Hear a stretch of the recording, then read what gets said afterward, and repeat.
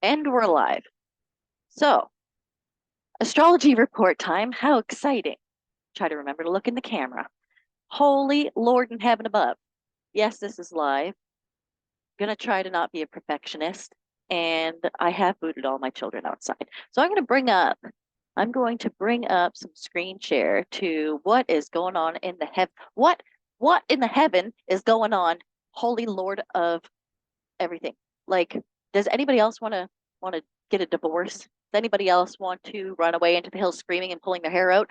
Uh, I do. Me. Okay, let's talk about that. So, try not to fix on the houses. The houses really wouldn't matter. It's going to be different everywhere. But what there is happening is a combustion of your brain, the thinker, the Mercury. Mercury is combust the sun. It's on top of the sun, 7-degree Mercury in Cancer, 8 degrees Sun in Cancer, Cancer, Cancer, Cancer. It's insanity. It's insanity. Why? Well, because Cancer is the feeling body. It's the soul's first incarnation to the emotional experience. Cancer. Oh, I feel.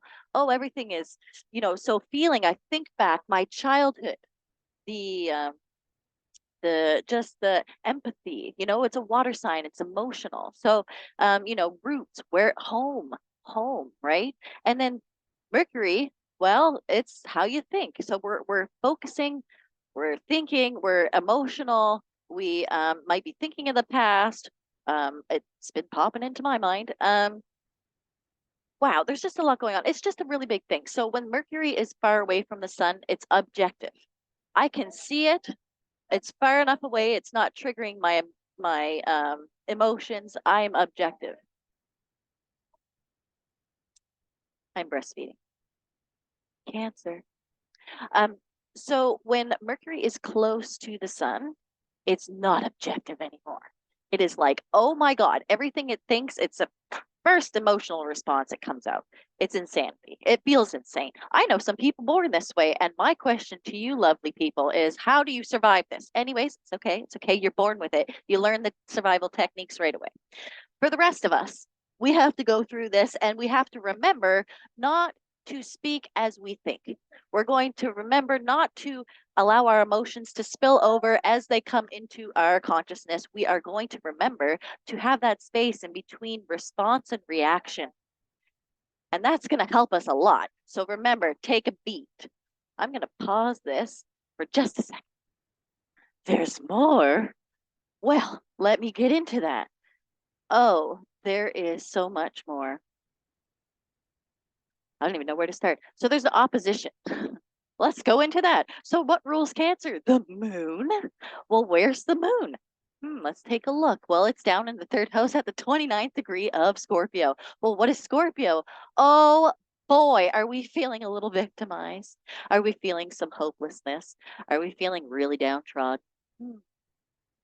I would say that plus an opposition to, say, Uranus and Taurus would probably create some erratic feelings there. Moon Scorpio is very passionate. It's absolutely charismatic. It's all those things that Scorpio is, curious, and it's babies crying. No, it's not. Okay. So 29 degrees, Scorpio. 29 degrees is called anoretic. So anoretic to me, it's like nuclear level 3. It's the crisis point. It's your best gift. It's also everything that can possibly happen will happen. So if you think of the last very degrees, and the moon moves fast, by the end of the day, it's not going to be sitting here, but at this current moment, oh boy, is it ever sitting there? Do you feel it? Time is it? It's early. Anyways, you have Uranus involved, it creates erratic inconsistencies. It's surprises, it's shocks, it's uniqueness. In this case, I don't know what y'all are feeling. I'm feeling kind of erratic. So the last crisis point of Scorpio is like deep emotion, the roots of the emotion. It's the iceberg, it's the underneath, it's the biggest part that you don't see. That's what Scorpio is like, so um, adept, so emotionally intelligent. But that's because they literally go through the ringer, all the emotions, the trauma, the blah, all the time. So when we have that oppositional to, oh, teething babies eating a carrot. oppositional to Uranus and Taurus. Well, Taurus is the land, Taurus is the potato, Taurus is the five senses, Taurus is what grounds you and connects you and to the self, to the body, to the how we feel with our senses, eyes, touch, taste, see, smell. Anyways, Uranus there is creating inconsistencies, insecurity. Do you feel it? Do you feel security at like an inconsistent basis? Are we feeling insecure? Um, I know 14 cents at the pump feels a little insecure. I'm not going to complain about politics. So that's happening. It's a crisis point. We've got so much going on. We have squares. We've got Saturn square, Hestia right now. That's like a big one. Um, what else is something that I could go into? I'm trying not to like repeat the things that I've heard. I want to make this original. What is originally happening from my perspective in this time? Well, we've got Moon Square Saturn. That's fun.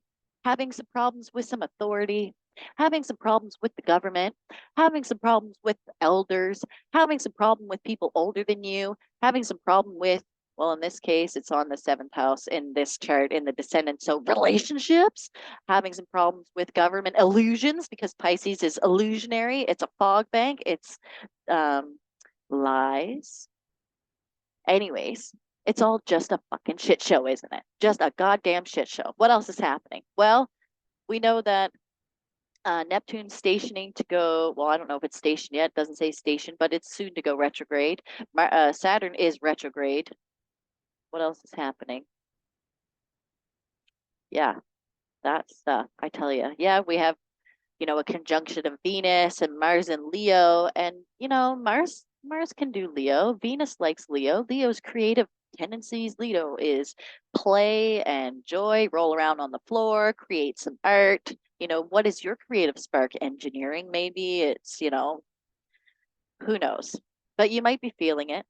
You might be feeling creative. It might be the only saving grace in this time. If you could literally make any space at all between being, completely disoriented and maybe struggling, if you could find some space to create play, that would be nice. But who the fuck has time for that shit?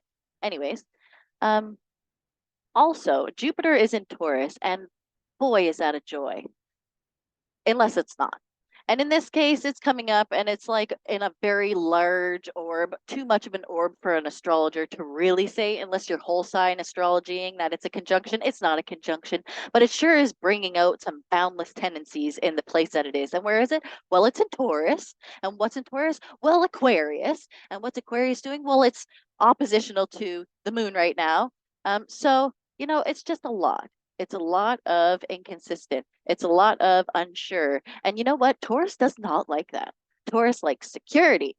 Taurus likes consistency and it doesn't like to move fast. It wants to be slow and steady and maybe like never move at all. Maybe just stay in like one spot and just be okay forever. Is that too much to ask? Well, Taurus right now, yes, it is. It's just too much. So, yes, it is a time to ground yourself. A good friend of mine said, you know what I'm doing? I'm sitting under my walnut tree barefoot. Now, watch the lake.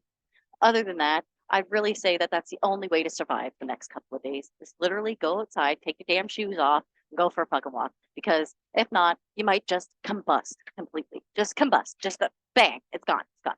Also, what do we have? We have a lot of trines. We have a lot of sextiles. It's so beautiful. It's great, wonderful. Hard to really feel it though. I mean, it's hard to feel it. It's like trying to see the sun through the fog. I mean, come on. Yeah, it busts out for 5 seconds. You can appreciate the world and all its beauty, and then fucking bam, back to shit again. What do we have that's trying? Well, what's the moon going through? How are some of the ways out? Well, again, it's sextile Pluto in the fifth house. What's the fifth house? It rules Leo. What's Leo? Play with the kids. Have fun. Go to the fucking shore. Go take a walk. Go for a bike ride. For heaven's sakes, make it cheap and don't take a fucking vehicle to do it because Lord help us all. Anyways, not going to go on politics. So we got a sextile moon to the Pluto. Pluto's heavy. It's like, yeah, like when you feel completely destroyed and you're a rubble pile of ashes, blow your ashes down to the shore and see if the water can reconstitute you back into some form of something beautiful. Maybe that's what that means. We got moon to trine to Neptune, 27 degrees. Pisces, It's like, again, I see a lot of creative tendencies. I see a lot of this ability to just like make it through with like your skills. Oh, look, Jupiter's in Taurus. Oh, yes, my baby's banging everything. Jupiter's in Taurus, and it's saying, oh, you're going to get something.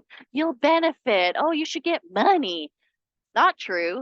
It's not true. It means use your skills. What is your hobby? You can probably benefit from that now. If you have something you're good at, by all means, do it because this position will exalt you. It will help you. It will help propel you. And a lot of these sextiles and trines are saying, be creative for heaven's sakes. Do something creative with the skills you have, and maybe you will survive this transit right now.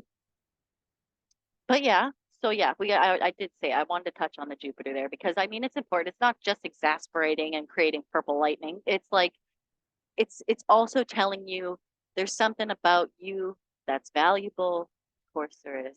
Use it to survive through this time. And you know what that is. So don't forget about that.